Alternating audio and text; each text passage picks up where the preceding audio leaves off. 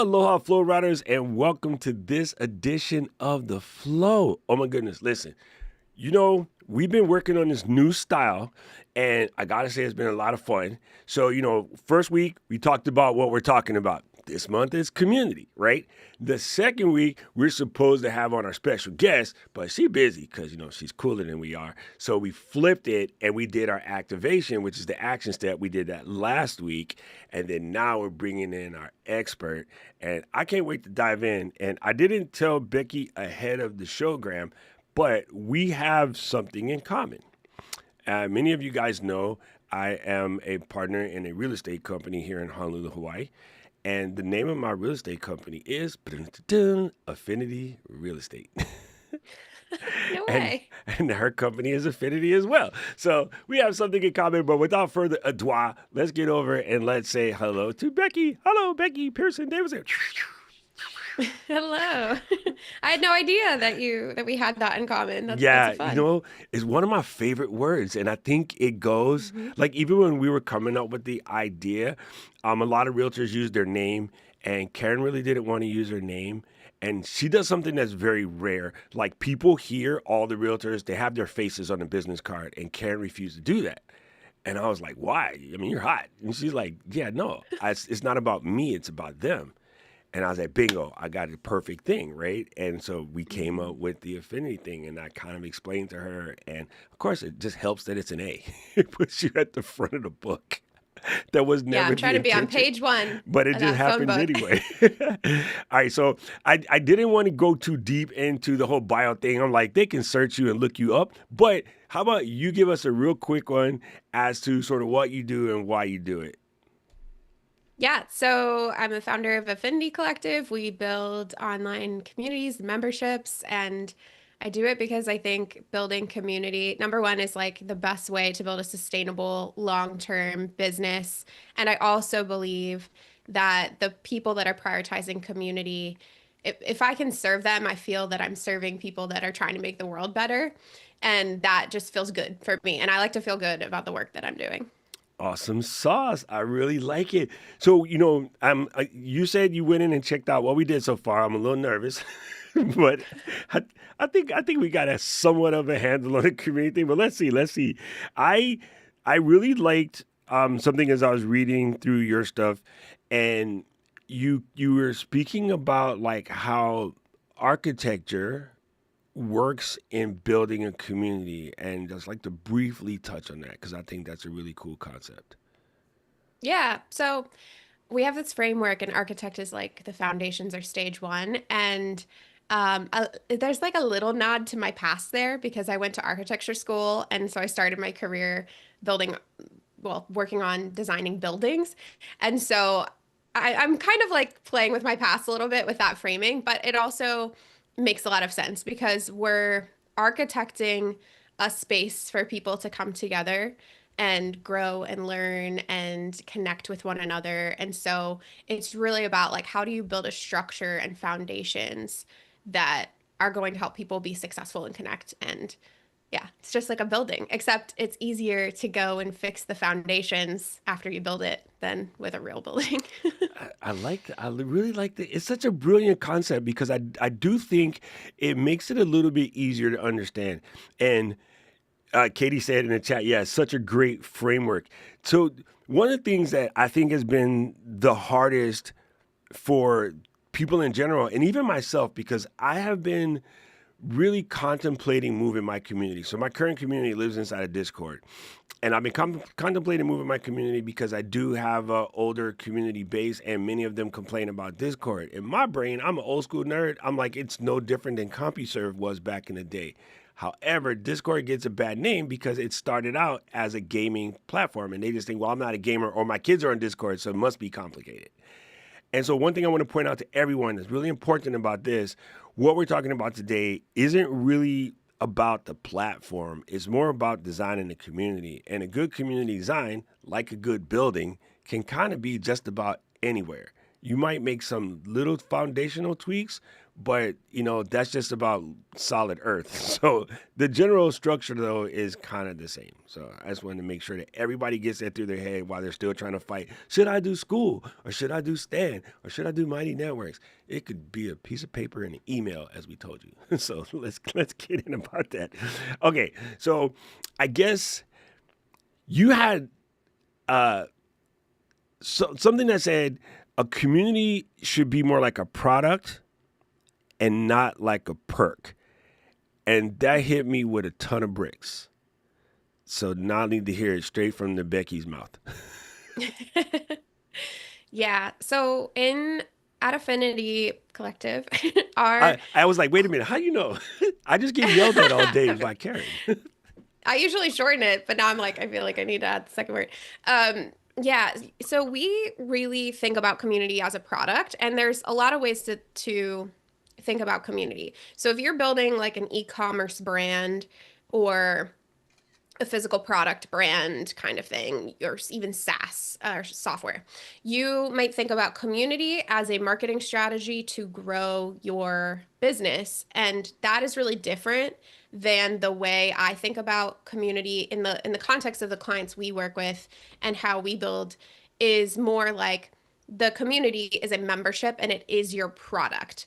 And so the product like we need to measure what's working. We need to think about the user experience and how we're supporting people long term, how we're keeping them retained. And when we think about it like a product, that really means like we're measuring it and we're improving it over time and continuing to make it better. And it becomes like the business model or the growth engine. You might have other products you sell or have other things that you offer, but the membership, the community itself is a product in your product suite, if you will.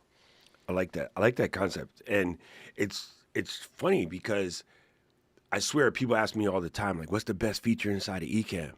And I'm like, oh, the answer is hands down the community. And they look at me sideways because they want me to say, like, this kind of recording or it can do 27K. And I'm like, nah, it's the community. Like, anybody can copy the text features because the tech is out there, right? Anybody Yeah. can copy. If you wanted to sit down, I don't trust me, I don't suggest it. But if you wanted to sit down and write an app like Ecamm, you could do it. You just need, two people almost as smart as Ken and Glenn. However, you can't duplicate our community. And I stand on business. Our community is so cool, they can't be duplicated. It's impossible. So it's kind of unique. Yeah. So I would like to dip into the common mistakes people make when it comes to building a community because I definitely made some. And I'm actually probably still suffering from my original mistakes I made when I built my community when it came to building mine. So I'm curious, what do you think the common mistakes are? Yep. That people don't have a clear premise or purpose for what the community is. You can't just say like, "Oh, I'm gonna build this. I'm building a community. Come join my community." Like, what's it for? Why do I care?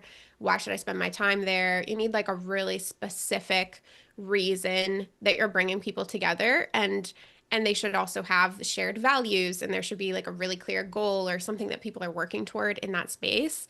That's like the number one thing. If you don't get that right, then it's not going to work. The other things, there's so many, but another big one, another big one is that people will overpromise. Like we'll promise too much on the front end and in the marketing. We'll say every month you're going to get a coaching call with me, a we're going to do a co-working session, we're going to do blah blah blah. Like you basically promise a ton of programming that's really really specific. And what that or even like content drops, like you're going to get this resource every month. And what that does is it really locks you into this like rigid monthly ritual of stuff that you don't even know if it works yet, and it takes away your ability to truly experiment. And so you want to promise outcomes on the front end, like here's why everybody's coming together, we have this clear purpose and premise, and these are the outcomes that we're working toward. But the how you do it and the programming, you want to leave that to like post-purchase experience. And you can like share like here's our upcoming schedule or here's an example of some events that we've hosted in the past to give people an idea, but you're not making a ton of promises up front so that you can experiment more later, because the way to grow a community is to consistently get feedback and like dial it and make it better over time. This is so good. Listen, people, you see this right here? I only have this much ink left in this fountain pen. I'm probably going to use it all because it's really good. There's really good stuff here. And trust me, family, when we do this stuff, it's so easy to make the mistake of like, wanting to put out so much content or have so many things. Even in the eCam community, we've definitely, Katie, Caleb, myself, Paul, Jill, we've drove ourselves crazy, like trying to do too much. And they're like, yo, we got to dial this back and just make them a little bit more feature heavy or more connection heavy than about like, here's another thing that we're doing. Here's another cool thing that we're doing. We definitely had those weeks where we show up and it's like, how do we book 4 things in one week? Who did that? Nobody knows how it happened, but it's a collision course on the calendar. Look, Jill is like, me. Yo, it's so easy to do, family. So if you do it, don't beat yourself up, but it's extremely easy to do. Jill and I were talking about some of this yesterday. You make me think of something, and I think you said it very succinctly. There's this concept around, just start this group, right? Just starting this group is like half the battle. And, again, like I said in the beginning, people get stuck in picking a platform. And honestly, Yeah. just starting a group or just picking a platform is not really it. Because if people come in and there's nothing there, it's like walking into a store that doesn't really have anything. And you're like, why did I come in here? Especially if you heard it, someone told you, oh, Becky, you got to check this place out or whatever. And then you go there and there's really nothing there. And it's like, why did that person recommend it to me? They recommended it because they heard everybody else recommending it. So they recommended it to you, but they didn't take a second to see if it would even match something that you would be into. And now you're actually disappointed, which is worse than had you just not gone at all. If that makes any Yeah. sense. Yeah, it's also the other thing can happen, which is that there's too much there, and that's why we need some kind of wayfinding. So, like, imagine you walk into a grocery store and there's no signage, and you're like, "Well, how do I find what I'm looking for?" And which area of this? Maybe you're like a health junkie, and you're like, "Well, which area of the store is for me? Like, how do I find the fresh produce and the health aisle?" And so, not giving people a really clear roadmap or onboarding experience for exactly what they should do based on what their goals are, what they're focused on.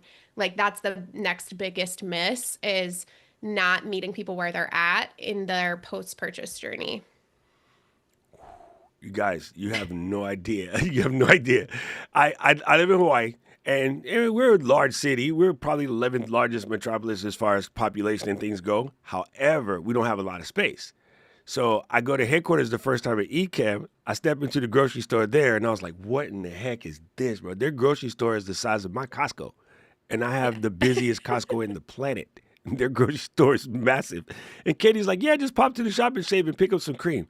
I'm like, "Cream? I need a scooter to get to the cream aisle." I should have rented one of those electric ones from the front. All right, one last thing on mistakes before we dip out of here is what about this concept of giving them a clear reason to engage? I think that needs to be touched on, and I'm really curious of your expert advice on this. Yeah, we are so confused about what good engagement looks like. Like we'll say, "Oh, like nobody's posting in the community, it's crickets, like it's failing," or yeah, or the people are like liking posts or they're making posts, but there's no like real like meat to it. And what we need to do is define what does positive or good engagement look like in our community. So maybe that's that people are connecting one-on-one to each other. Maybe it's that they're actually making progress toward whatever goal you're helping them achieve. Maybe it's that they show up like they're live streaming and using their eCam online, right? Like what does good engagement actually look like? How do you define that? Once you define that, then you can actually design for it. So this is like the thing people really don't think about with engagement. It's like we think of engagement just as like clicks and likes and all of that, but engagement actually is like doing the thing that we want them to do.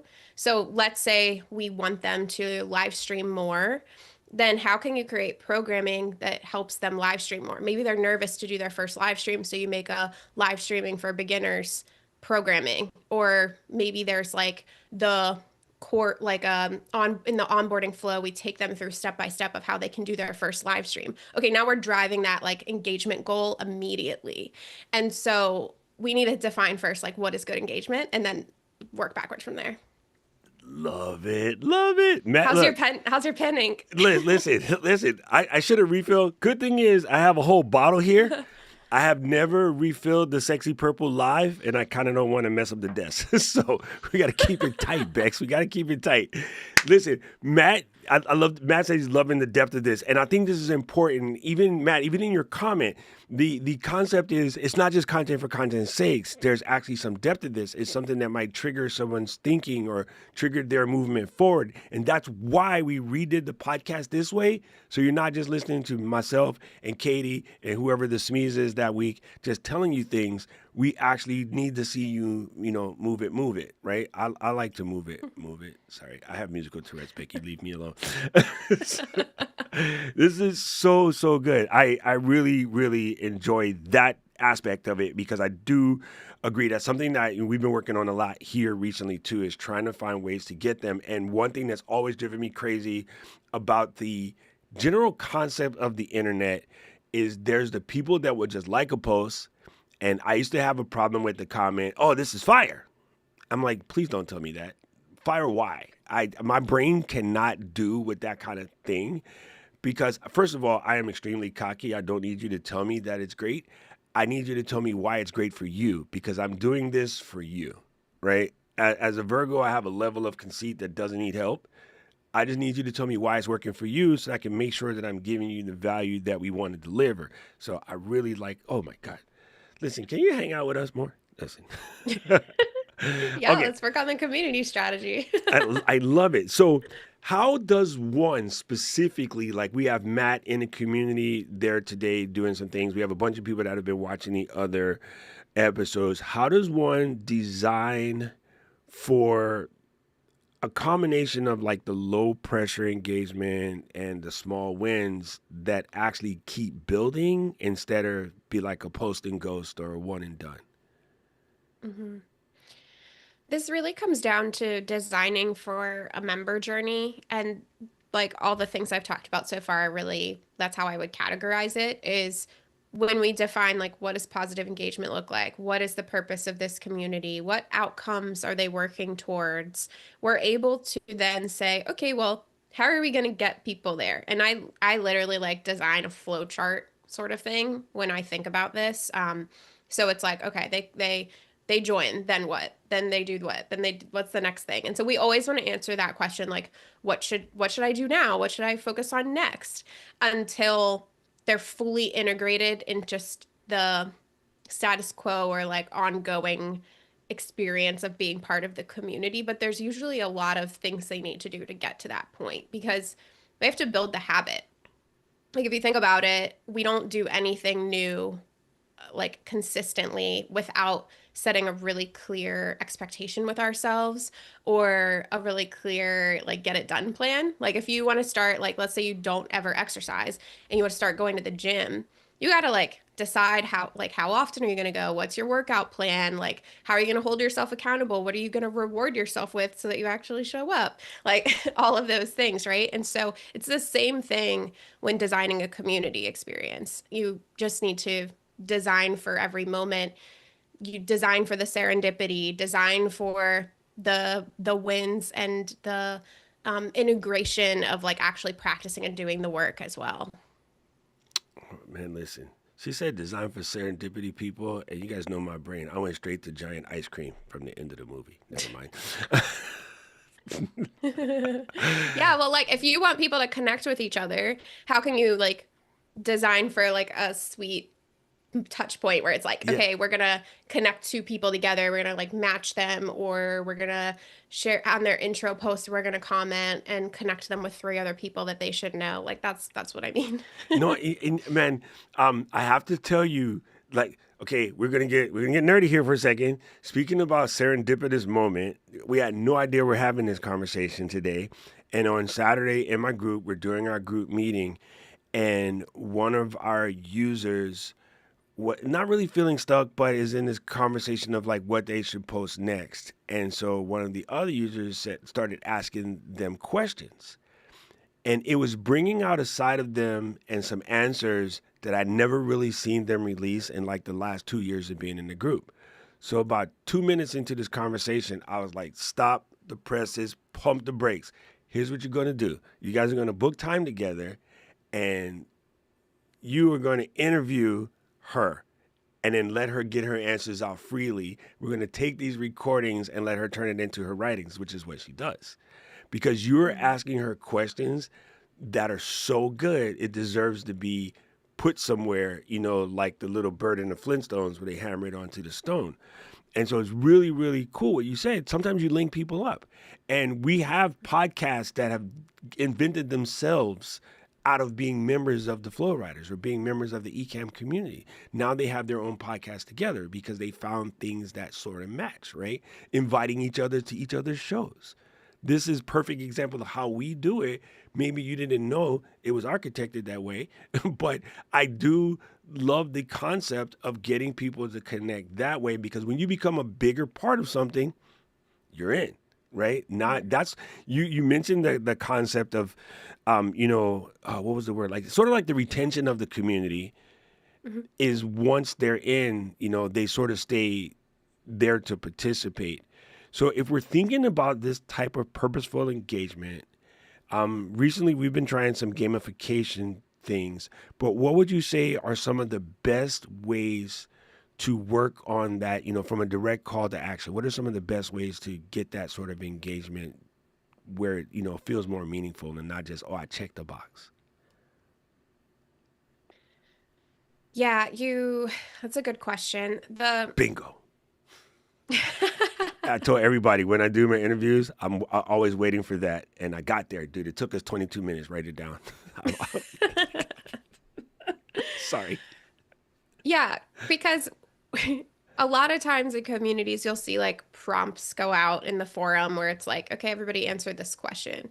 And meaningful, like that kind of stuff down the line, like let's say they've gone through their onboarding, their member journey, they've done the stuff that we've already talked about. The continuous engagement work is like what is valuable to them to what conversations are valuable for them to join is a good way to think about this. So I'll give you an example. I'm part of Jay Klaus's membership, the Yeah, lab, that's my and buddy. yeah, and me too. And every once in a while, he does a post in his community that's like, "What's working really well for you in the creator world right now?" So I'm butchering it. It's something like that, and it's always like a super highly engaged post because he doesn't do it super often, so it's not too frequent, but just reading the other replies and adding your own reply adds a ton of value for every single person in that community because the community is full of creators that are trying to grow. And so, thinking through what is a really valuable conversation for our members to have is a good way to think about that, right? I also think about programming as a way to get people to engage long term. So this is like the events that you host, thinking through like what conversations are coming up in the forum and what are people talking about, and using that information and the themes and the like looking for the patterns, the affinity of it to understand what are the main questions or challenges that people have right now, and using that to decide, oh, this is the event we're going to do next week or month or whatever, so that people are feeling like, oh, the next thing on the calendar is exactly what I needed. It's like they're actually listening to me, right? And so just like driving engagement that way by using their own words to help you design your future programming. Katie, you are an expert at this. You just Nice. don't know you're an expert at this, Katie, but you're an expert at this. Katie catches the people. She has the antenna for it. She catches the people feeling like they're not having this confidence. Even like in the beginning, you said, I never really did a live. You don't have to. You got it down. Like you're perfect for it, right? So she catches it and she goes, hey, we're going to do a 2-day workshop on camera confidence. And we just did it like last week. And I Cool. think that's really helpful. And while you were talking, my brain is going, we kind of have a handful of people in the general capacity at eCam, right? We have the show builders, the studio builders, the confidence builders, and there's probably like a couple of more, right? Like, the webinar or workshop builders or course builders. And then there would be the last one, which would probably be sort of like the educators, entertainers, and musicians. I don't know how they fit into one, but the idea of building the content around what part of your building phase are you in, right? And I think immediately everybody goes to studio builder because they come in and they see myself or Jill or even the office, we built something and we might need to catch them and be like, no, no, no, pump the brakes. We're going to build the studio last. Let's get you building some of the easy wins first because building the studio is probably the hardest one.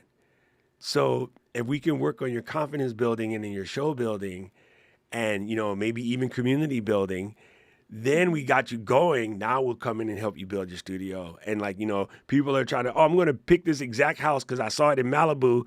I'm like, you can't build that in Massachusetts. That foundation will not work on that side of the country.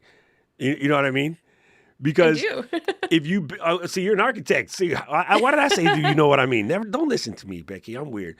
Because in Hawaii for the last week and a half, we have been fighting anywhere between, say, 45 and 70-mile-an-hour winds. Wow. And if I built the way that you build a house normally in some other places, the roof would be gone. Like we have to completely structure things so that roof does not disappear. And it's completely different. So the intention, boom, the purpose, making sure you're structured for your community, for the type of people that you're attracting. And like it's so easy to assume you just want everybody in. And if they don't fit, like Jay, you can't get into the high portion of the lab without an anointment from Jay. Yeah. Like this is how it works. Jay, like, yeah, you cool, but you're not coming up in here. Like, Yeah. so that's funny. That's funny that you laugh at that. But I think it's brilliant. I think it's brilliant that he does that because then it makes more people just want to even more so get in. You know what I mean? It's kind of Yeah. funny. Okay, so Well, go ahead. that also is a really intentional decision about crafting the community culture and understanding what the clear purpose is of that community. Because if everybody in there is meant to be professional creators that are at a certain level, if other people come in that are, beginners with zero audience, haven't set up their kit, haven't set up their, like, never ever recorded themselves on a video, never written a thing, that's gonna make a lesser experience for the people that are in there. And so we really need to think about, like, who is this for, and who is this for, and I gotta what go, Becky. do Bye. I don't believe you. You're recording live on YouTube right now. That is exactly what I did, though. I said, "Oh, everybody, come, let's have a party." And I Oh yeah, swear to yeah. you, I spent way too many meetings doing tech support because two things they read in the bio: works at eCam, bingo. So I'm spending my Saturdays doing my eCam job, and I'm like, no, I'm not here for that. Even Yeah. when we do this show, we get tech support questions, and I'm like, yeah, this is the podcast. I can't really do tech support here, right? This is the podcast. It's different, right? Yeah. And the second one is they saw my bio that I worked at Apple, so he really must know how to fix all of this stuff. And then I'm Oh, getting can you questions actually help about me my with hard drive. something real quick? Yeah, 100%. Let's go. And what it is, I like to help people. Like I got that. I went from paramedic to computer paramedic, right? So it's the same thing. And like when someone says that their stuff don't work, how can I help? Like that's just a trigger for Yeah. me. And then we're gone. We're like 3 hours in. And honestly, one of my members hit me up and is like, "What are you doing?" I'm like, "Huh?" And they're like, "You can't spend an hour tech supporting somebody. Like I really needed help with this, and I'm mad." And I was like, "Oh," because you never want to hear that somebody's mad. Mhm. So Yeah. man, ooh, that crushed me. That one hit it Sorry. right in the neck. It's still bleeding, Becky. Still bleeding. Oh my God, this is really good. Fam, listen, you guys are in the chat and I see you down there. You guys are catching wins, but if you don't ask questions now, I'm sorry for you because I'm going to ask mine. So you better slip yours in. Just drop them in there. I will make sure that we get to them.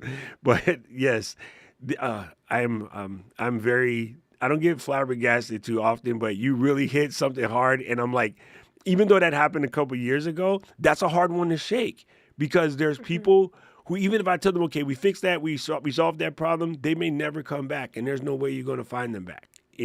So you really do have that one shot Eminem. So you got to take it. You got to take it. All right. So I heard that one in my head you did? too. Okay, good. I Okay. did. Fam, One look, she's opportunity. becoming one of Yeah. us. See, she got my musical Tourette's going now. So, this is a fantastic question. Thank you, Katie, for this one. How do you know if the community is working? You measure it, you look at your data. So I'm looking at, and this is why, to an extent, the platform you choose does kind of matter because you want to have analytics so you can measure. Not necessarily in the beginning, but like down the line, if you're really treating your membership like a product, then we need to have data to measure what's working and what's not. There's plenty of ways to do that without fancy platform, but if you do have a fancy platform that tells you what's your monthly active users, like that's a helpful metric to understand basically how many people or what percentage of your membership is logging in every month. Um, I also we do a lot of building in feedback loops at Affinity. So we'll add in like at the end of a workshop, we'll add a poll. And in that poll, we'll say, how would you rate this call? What did you love about it? What could be better? And then we use that to design future sessions and get feedback along the way. I love surveying members at least twice a year to ask questions about what programming was their favorite, what are they working on right now, what do they care about, what are their goals, what are they struggling with, which features of the community do they love the most, that kind of thing. Basically, you want to collect lots of data, and that starts to tell you a story, what your members care about, what's working, what they love the most, what they're generally working on, working towards. That's going to help you in so many areas to make things better and to figure out what your programming should be long term. Yeah, those are the main ways. Like that's how you know it's working. I would say the actually the biggest way you know it's working that I didn't mention yet is, are people talking about it? Like, is your community growing from word of mouth marketing? Because the best way to grow a membership product is through word of mouth marketing. So if you focus on retention and customer experience, that's actually the best way to get that marketing growth that everybody wants. Like everybody's asking, how do I fix my funnel and what kind of freebies or whatever should I do to get more people into my membership? And that's the wrong question. It's actually like, how do you serve your members better and build a lot of just like trust and get more customer outcomes and confidence. And that's really what drives growth. So is your membership growing? That's a great indicator. Sound like it a lot. Okay, this one probably predates Becky a little bit, but some of you people will understand this one. To me, I'm always leery of freebies, and I tell you why. Everybody in there who had a stack of AOL CDs that fell out of magazines or came on top of something else, or came with the Sunday paper, or even if you go a little further than that, everything came with that red ticket to get you to sign up for Netflix back in the day. And maybe because my family owned an electronic store, so I was always opening, DVD players or VHSs. We had a stack of those red tickets that fell out of everything. Like when I go to set up someone's home stereo, I would just bring all that rubbish back. And we just made a stack of those red tickets in case somebody asked. And eventually, freebie doesn't necessarily work, right? Some of you guys still don't have your own Netflix and you use the VPN to figure out how to cheat. I'm not signing in from home trick. I didn't say that. But the freebie is not the answer. Like, it's not just it. It has to have a little bit more of something. And that is so awesome that you said that, because so much advice around is like, oh, make this lead gen, make this cool freebie, make this cool thing. And yeah, some people just like Costco, just snatch the sample and run. They had no intentions on buying 80 pounds of tuna. They just wanted a snack because it was in the store and the kids making noise. Here, eat this. Shut up. All right, Katie is giving us a question. Boom. I think Katie's typing. It says, what are 3 starting steps you would suggest for people starting from the ground up? Fantastic question. Okay, 3 steps. The first one is to just start. I like to think of this as like your boots on the ground community building, which is talk to people, do one-to-one conversations. Um, oh, I love that. That's great. one-to-one conversations, getting people to connect with you. I mean, if you're a podcaster, that's a very like one-to-many relationship. People are listening to your show and they're connecting with you, but you don't really have a way to connect back with them unless you're recording live and talking to them in the YouTube chat. So, you know, saying like, hey, I would really love to, in your show, say like, hey, I would really want to connect with, you're listening to this show. Will you like DM me or whatever? Like starting conversations with your people that you're interested in building community with. Step two would be take your first step of bringing people together. So you start like one to one, and then you decide, okay, I'm going to curate some kind of experience or group. So maybe that's like a dinner in your community that you organize, or it's a virtual meetup. You're doing your first like round table community event kind of thing online. But that's step two. And step three is you start to formalize some sort of like ongoing community experience. And I would really start that with like a group chat. Make it a WhatsApp group chat, make it free. You don't have to go crazy with all the stuff I've talked about so far around structure, because you have to first understand what are the things that are going to help you get to that goal of setting what the clear outcomes are and who it's for and all of that. It's like having these conversations helps you understand the patterns of what people care about, what they're working toward, what their challenges are, etc. I like it. I really like it a lot. And I hope I didn't break this as I tried to do this, but I want to give the chat a chance to bring in some questions. So I typed this out right quick. If I misspelled it, don't blame me. I want to know, what are you guys struggling with when it comes to building your community? This is the perfect time to get that question in, because we might have the opportunity to help you. By we, I totally mean Becky. So, and my buddy Rich says, fun fact, in the 90s, I worked for an ad agency that designed gazillion of AOL CDs. That is awesome, Rich. That is It's absolutely funny. awesome. I used to use them to keep the birds out of the mango tree, because birds don't like CDs. So you just hang them in the tree and then they won't fly into the tree and eat all the dang mangoes. Katie said, these are great stuff, Becky's. I love how simple the approaches are. No excuse to getting started. You did say something that I think is key. I know a whole bunch of thriving communities that are nothing but WhatsApp chats, but they Mhm. completely work. We have this football fans round, not oblong, football fans chat that's probably like 120 of us deep. And all we do is talk about Manchester United. And it started out with like five of us, and everybody kept bringing a buddy and kept bringing a buddy. And now we have this whole WhatsApp chat that's pretty massive. Okay, so question from Caroline. She says, I have a very strong community. They seem 30 plus people show up, watch videos, leave comments. However, my channel is not growing. I'm not sure what I'm doing wrong. That's at the YouTube side of this. Channel growth and community growth don't necessarily mean the same, because people that come to everything are not the same as the way platforms work. Uh, right now, the thing about channel growth is you have to understand where growth is coming from. See, now you got me talking like Becky, because I always tell my people, don't stare at analytics, it'll mess you up. But this one you might have to. We have been all trained on subscriber numbers, and subscriber numbers don't work anymore. I don't need to subscribe to anything. I see everything that I need to see. And I know better because I'm a YouTube coach. I do subscribe to things because I know it makes the person who made that content feel better. But the average person that wasn't grown up with knowing how these platforms work, they don't know that they need to subscribe to stuff. And the reason for that is they no longer need to subscribe to stuff. If I were to go watch a bunch of podcast interviews that Becky's been on, I will be fed how to build community content for the next 6 days without me touching anything. I could watch two interviews, this one and then one. What was another show you were on? I'll go watch that, and then that's all my feed is going to say for literally the next 6 days. And if I keep watching it, now my feed is hooked, and it will leave me that way until I get distracted and go somewhere else. So the feeds are based on your interest graph. So the best way you can grow your community, counterproductive, and the best way you can grow your channel, tell people to watch another video that either you created or somebody in your echelon created. So if Katie started her Katie Creates, what does she call it? She had a name for her show, Kate Creates or something like that.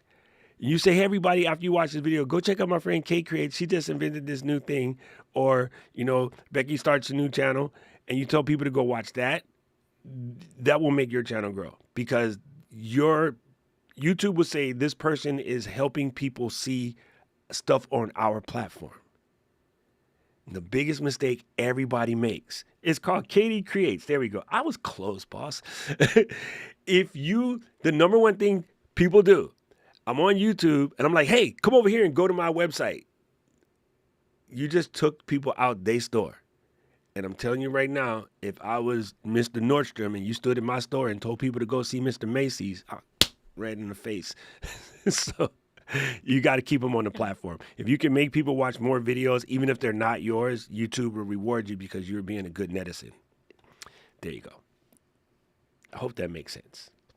All right, this is so good. All right, so again, people, I want to know in the chat from you guys, what are you struggling with when it comes to building the community? This is very, very good. Here's a good one. This is a good one from Katie to make sure you see it. What about asking to be a guest on shows that put you in front of similar communities? I love that. That is so good. That is actually brilliant. Actually brilliant. Super, super good. Very, very delicious advice. Let's see. I had one other thing not one other. I got thousands of questions now. You started it up, but this is a good one. What is something, this is very practical advice here, people, so get your pen out. I got mine ready. Maybe it's more than one. What are some things that people should stop doing when it comes to community and community building? Architecting. Now, I'm going to use that new word, architecting. They should stop it comes back to what I said earlier, like over promising on the front end. Like I like to think about marketing when people join or come into experience. We want to set the bar here, which is like you want to be here in order to make that purchasing decision and feel good about that purchase. But then you want to blow them away on experience. Like you want to deliver here because that's what gets them to drive like the conversation around like, oh my gosh, I just joined this thing and it was incredible. Like when we promise too much, we're setting the bar too high. And then they come in and even if it's an incredible experience, they're like, well, yeah, that's what I expected. And so it's just like it has this different psychological effect on like how we talk about it and share it and feel about it. And so yeah, people should stop over promising so much. Like you're gonna get this and this and this and this, and then we're gonna do this, and you're gonna get these bonuses, and you're gonna get 1,000 hours of video. Blah, blah, blah. Like, just chill with it, you know. Just dial it back a little bit. Just tell them what they need to hear to just say like, yeah, I want to be a part of this. And that would be like one of the big things. Another thing I would say is like doing too much content drops or like content overwhelm. We all have so much content in our lives to sift through. And so what's working better right now is more programming, more intentional bringing people together than it is like we're going to drop a new resource for you every month or we're going to drop a ton of new content every month for you to consume. So I'm not saying like don't record every week or something, like that's great, but I'm saying like you don't have to necessarily produce a ton of additional content or have resources available just to keep up with your promise of you're going to get monthly content in your community. Like that's really not the thing that drives people to be engaged or excited anymore. Family, I hope you guys are paying attention. I hope you guys are listening. This is super, super solid. Man, you made me think of something when you were talking about the over promising situation. I had an old boss and his entire thing was always, under promise and over deliver. And I consider him a very smart person. He's no longer with us, but his name was Stephen P. Jobs. And that was his core thing, every meeting. Always under promise, over deliver. So you would come to the store and we're like, oh, it's going to take 7 days to do that. And we call you back in like an hour and a half. And okay, it's done. And they'd be like, wait, what? I didn't even get out the mall yet. Yeah, come back and get it. And that was very important. That shook people up as opposed if we said, oh, I could do this in 20 minutes. And then something else happened, which pushed it further away. And then it's an hour now because you got, sidetracked or, there was something that happened in the store, some shoplifter did something and just broke the monotony. Things out of your control, right? And you had every intention on getting it done in 20 minutes. But if you tell somebody 20 minutes, they kind of want 19. So if you say 7 days and you get it done in 20, now you look perfect, so super brilliant. Mhm. And we used to super under promise, like way down here, and then come all the way up here. But it was on purpose. And it sounded ludicrous when I first learned it. I thought that was the dumbest thing in the world. But the more you do this, the more you understand that's actually, true, right? That is kind of a big deal. And I think a mistake is when I went to go build mine, I looked at the interweb, I saw what everybody else was doing, and I said I could do something like that, and then I'll add my own sauce. And it was all of everybody else's sauce which actually broke it. The stuff that I wanted to do that would have been what's considered my sauce was enough. But we spend too much time thinking we're not enough. So let me copy Brandon's community, or let me copy Caroline's community, or let me copy Becky's community. And, Yeah. imagine making something called the slab, and I try to be like Jay. I'm not that close. No, no fun, no pun intended. I'm not even close. Can't eat. Never mind. Let me stop. Not even close. Ah. Let me stop. So, what would be one thing that you think, if we are going to either start a community or fix a community, what's the important question? Maybe for ourselves. What's the big deal?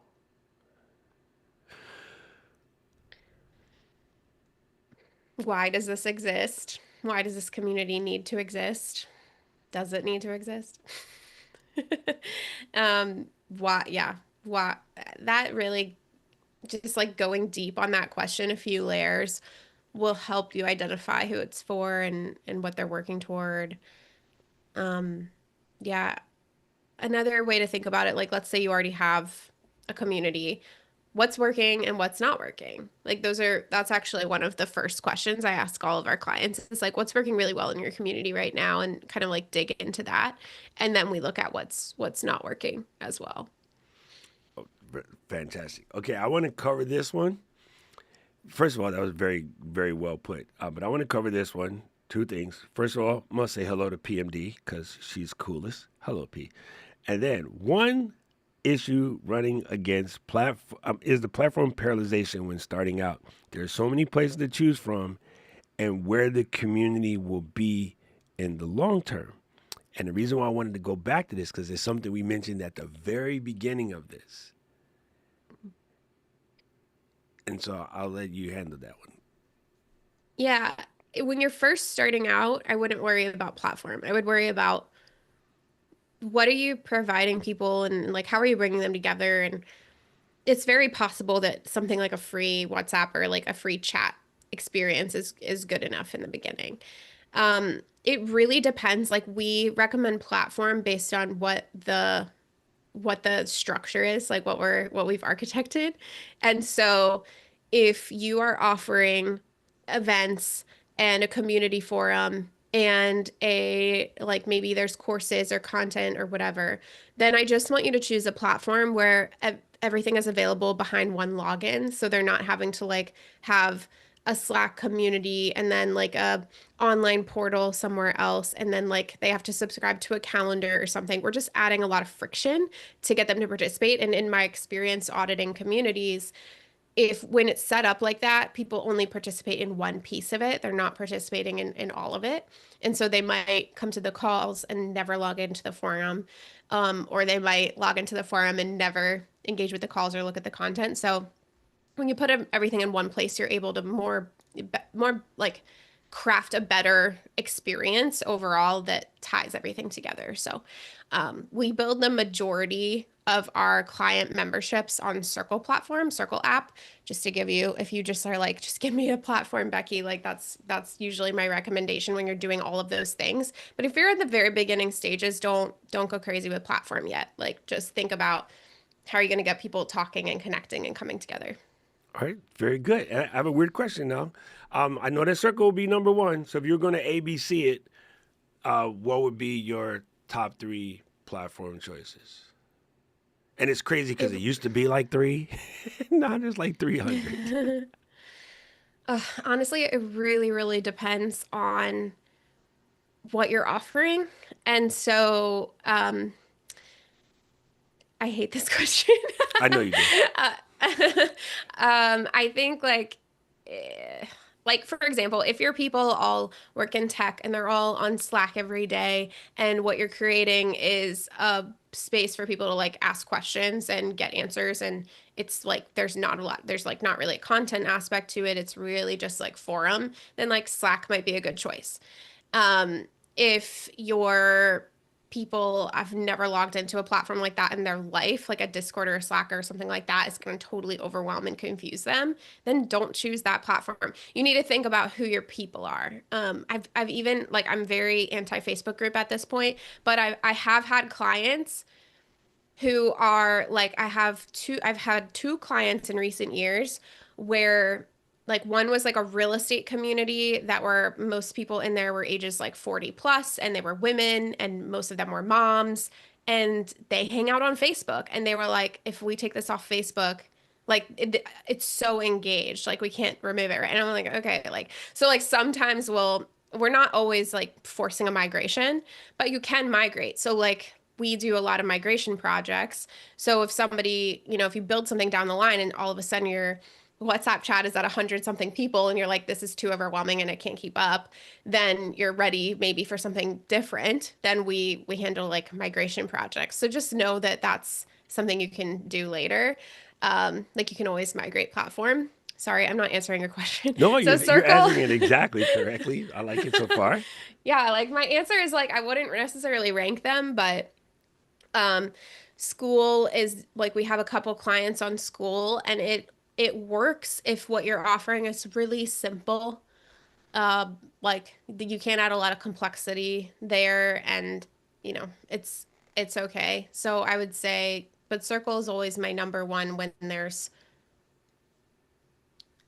the community forum, the courses, the content, the event calendar, all of that in one Yeah, place. so it's funny enough because I looked at platforms, and the time I made my Discord, which is really stupid. Not that Discord is bad; it was stupid for my community because my people are primarily over 40. I was in like four different circle communities, and I was finding them. And then I told myself, well, I'm gonna do Discord because maybe it's gonna be cheaper. And it's not, because by the time I added the things I needed and then boosted the server to the level to have the stuff that I wanted, it cost actually more than Circle. So you can Interesting. even get stuck with the quote unquote free stuff, including Facebook, because by the time you build all the things that Facebook is missing to get to Yeah. there, it's more expensive. You know what I Yeah. mean? So you Hmm. totally have to be careful of this.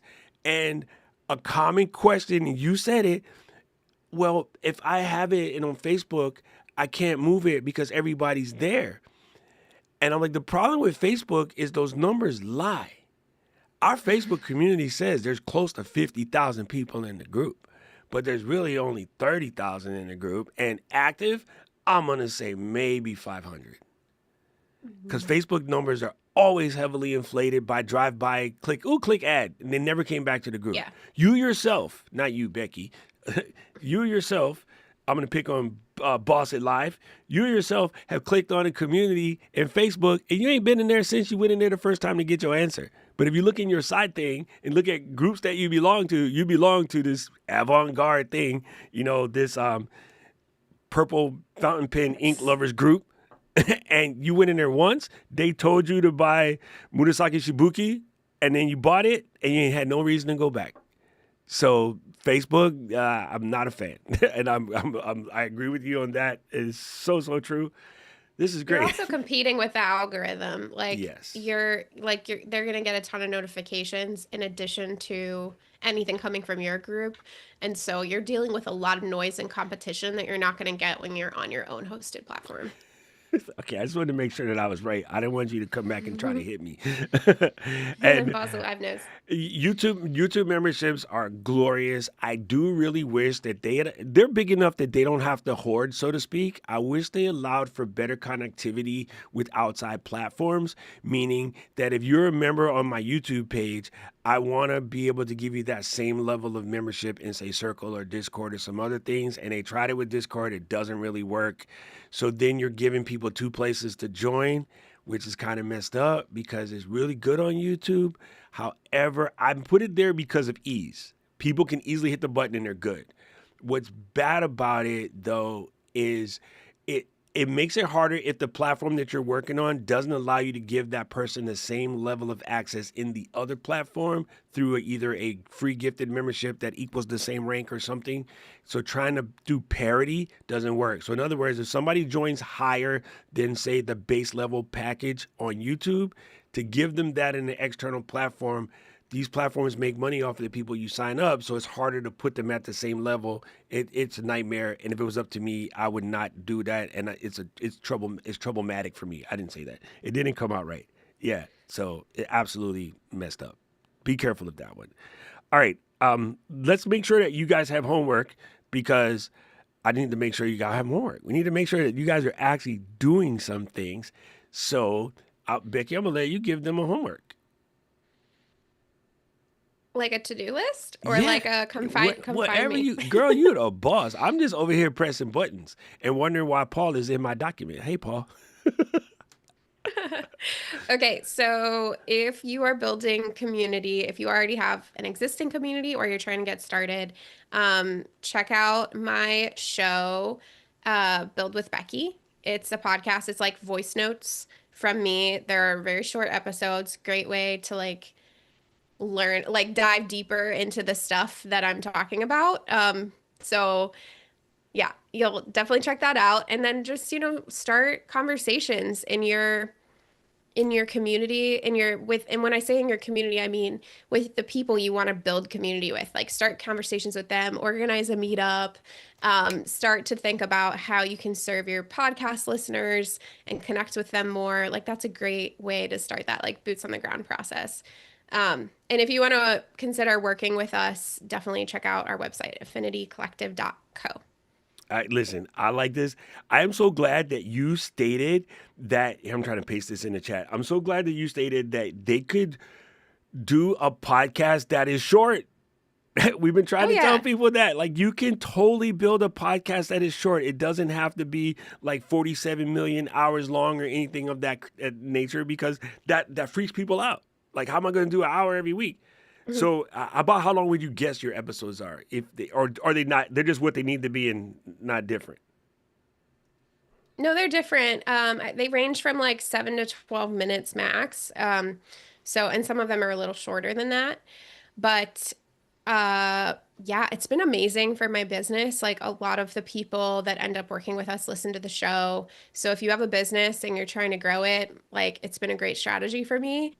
Um, and I get a lot of great feedback from it. Like people, I love hearing from people that listen to the show, like, hey, I listened to this and I tried it. And like, I tried this strategy. I try to basically give people at least like one strategy or takeaway in every single episode that they can go do. But as far as like building the show goes, like for me, it's idea to scheduled in 15 minutes, which Yes, is crazy. sir. Oh, Yeah. now we got to bring Becky back, Katie. We got to bring her back for you want to make a short podcast? Listen to Bex. She has the answer for you.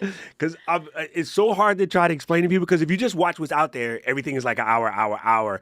And one of my buddies, Sam, he retired it because it just got to be too much. But when iPhones first got apps, he had literally the 1 minute app show. And his podcast was no more than 2 minutes long every day for about 3.5 years. And they were Wow. phenomenal. They were absolutely phenomenal. Hey, you need to get the Marriott Bonvoy app because you're a Marriott user and you can use this. Go to the app store, here's how you get it. It was brilliant. And it was ranked in the top 5 for the longest time. And a lot of people don't get it. That's A cool. podcast can be that short. So I love the fact Yeah. that you are doing this. Absolutely, absolutely incredible. All right, gang. So we're going to make sure you do your homework. Make sure you follow in. And Boss It Live, I just want to say in a very succinct one-word answer. Girl. Okay, you came to the right spot. We will get you started on your podcast. Please do not put it off any longer. I'm going to suggest you don't even have to go through the whole old catalog. Just back up the last couple of episodes to start from January and make your way to here. That's going to give you 1, 2, 3, 4, 5, 6 episodes to watch. You already watched today. And from that alone, you have everything you need in order to get your podcast started. And so thank you for being a new member of the Flow Riders because we will definitely get your podcast kicked off. And we have a free podcast course. I'm surprised Katie and Pauline put the link in the chat already. We have a free podcast course. Becky, this was so awesome. You gave me so much to think about. And I listen, people, community is everything. I always say it. It's super important. This will probably be an episode that I myself, even after I edit it, will watch a couple times because there were so many gems dropped in. I'm definitely going to listen to Becky's show. I will binge watch that. Sorry, Gary V, you getting booted. This is very important. So remember, next week is the mailbag app. So we need you to get your questions in, record your video. Please make them landscape if possible. That means hold your phone like a normal human and get your video so we can get your mailbag questions out. I can't wait for next week's episode. And make sure you let us know in the chat or in any of the episodes how you've been doing so far with following along with the new programming. And next week, Katie will be back to help us. Becky, what's the fastest way for someone to find you, outside of the website? I'm on LinkedIn and Instagram. Okay. Instagram is Build W Becky, and LinkedIn's just my full name. Okay. I'm going to get Yeah, Instagram spam today. And then great. then about a week DM later, me. I would love to a chat week with you. later, I'll be sending you reels and you'll be like, this dude. Ask Jill. Ask Jill about I got epic reels though. I'm very curative with my reels. They all land. I Anyway, would watch them. thank you so much, Becky. This has been absolutely awesome. I just remember Caleb was like, "Ooh, you guys are gonna love this," and I was like, "Okay, all right, Caleb, let's go." And so it's been very helpful. Family, don't forget if you have anything that you want to get to us, you want to talk to us, you want to find a way to work with us, we have flow.ecam.com. That's FLOWECAMM.com. That is the best way to get us. Line up wherever your podcast getting is got. Ask questions, comments, feedback, and the whole 9 yards. And I gotta say, this has been absolutely awesome. Thank you so much, Becky, for just being here today. You absolutely crushed it. This lady was like, I never did a live before. I'm nervous. I'm like, child, please. Child, please. She crushed it. Thank you guys so much. Thanks. And you know what we say around here in these parts? Flow Riders out.